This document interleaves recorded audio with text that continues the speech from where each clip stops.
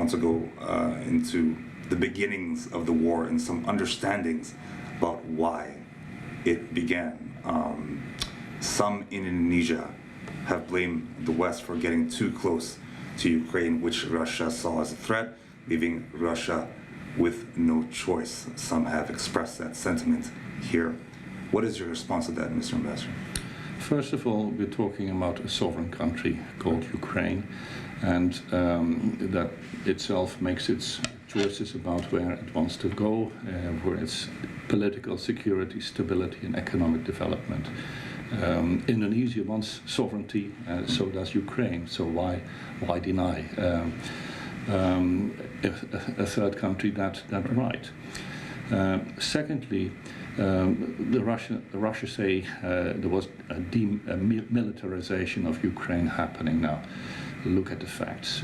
Nothing of the sort was the case. There were no and there are no plans of NATO to place weaponry, missiles, what have you, in Ukraine at all.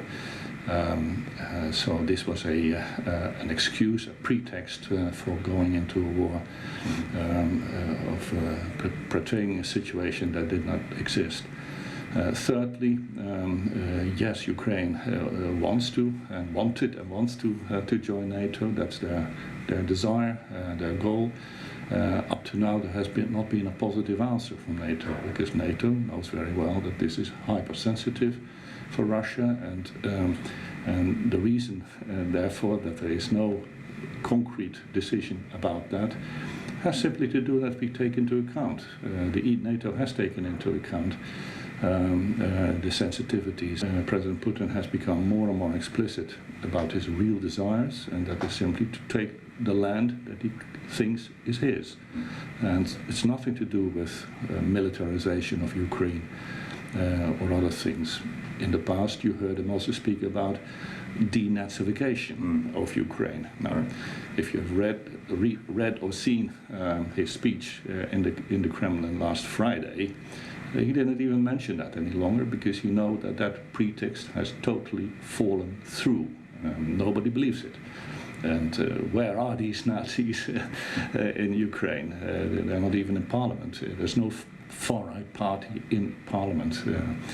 So all of these were pretexts that Putin used to justify internally as well as externally its war, pretexts that have been proven untrue, and but that in the meantime have led to this horrible conflict, this horrible war inside Ukraine, killing thousands and thousands of civilians. Of course, the toll on human life has been massive. Thousands, uncounted, have lost their lives. But another impact of it is, of course, a global economic crisis that's happening right now due to the Russia-Ukraine war. Now, I just want to get your perspective, because President Putin said that the West, especially its sanctions, has triggered that global economic crisis. What is your response to that, Mr. Ambassador? My first response is that our sanctions would not have existed if there hadn't been an invasion by Russia. Right. So let's look at what comes first and what followed after that. It's the war, Russia's war, that provoked our sanctions policy. Let me stress very clearly that none of our sanctions target food, foodstuffs, fertilizer from Russia. They can be exported if Russia wants, and that's more the question if it wants to do that.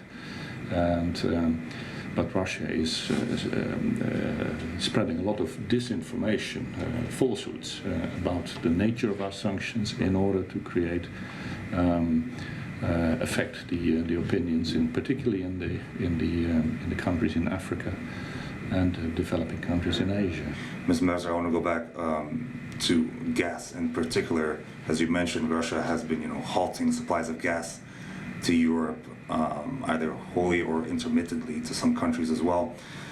Now, with winter coming amid a threat of Russian supply cuts of gas to the EU, has EU countries secured enough alternative supplies for the coming winter? First of all, it's no longer a threat that Russia will cut. They have done it. Secondly, we've been quite successful over the past even 4 to 5 months in turning around our imports of gas. So we have found new suppliers in different countries, Norway, United States, Qatar, Egypt, Algeria. From Malaysia as well, if I'm not wrong. Indeed, yeah. Okay. And so there is. We have a good new sources from countries that we can trust and that will be delivering to us. Secondly, there is a tremendous drive towards energy efficiency and towards changeover to renewable fuels. One of the sanctions involves, of course, Russian exports of coal. So in that regard, is the EU seeking to import more coal from Indonesia? Do you have any details on that? Yes, we will be buying more coal than we had expected. Right.